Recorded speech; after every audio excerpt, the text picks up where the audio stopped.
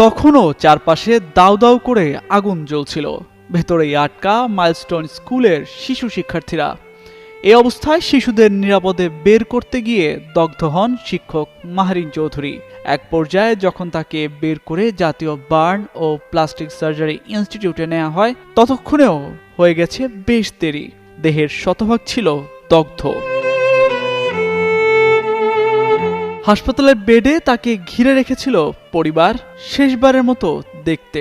মৃত্যুর আগ মুহূর্তেও বীভৎস স্মৃতির কথা উল্লেখ করে এই শিক্ষক জানান, আগুনে আটকে পড়া শিশুরাও তো তার সন্তান। ওদের একা রেখে কি করে বের হতেন তিনি? আর এটা ওইটা না, কাপড় ধোয়ার একটাই সলিউশন, চাকা অল ইন ওয়ান। সেই প্রশ্নও তুলেন পরিবারের কাছে।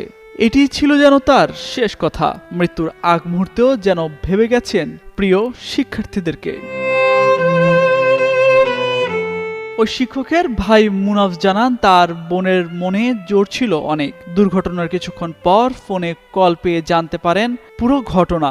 পরেই আত্মীয় স্বজনের সঙ্গে যোগাযোগ করে সবাইকে নিয়ে হাসপাতালে যান মুনাফ। জাতীয় বার্ন ও প্লাস্টিক সার্জারি ইনস্টিটিউটে তারা যাওয়ার পরও জীবিত ছিলেন তার বোন, কথাও বলছিলেন, তবে তার অবস্থা ছিল খুবই খারাপ।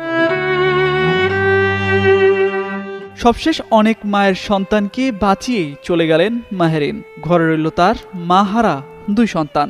এক বুক কষ্ট নিয়ে এই কথাগুলোই বলছিলেন নিহত শিক্ষিকা মাহরিন চৌধুরীর স্বামী মনসুর হেলাল। ভাই মুনাফ চৌধুরী জানান, ওখানে যারা ছিলেন তারা আমাদের বলছিলেন মাহরিন ইচ্ছা করলেই বের হতে পারতেন, কিন্তু হননি। উনি বাচ্চাদের বের করার সব শেষ চেষ্টাটুকুও করেন।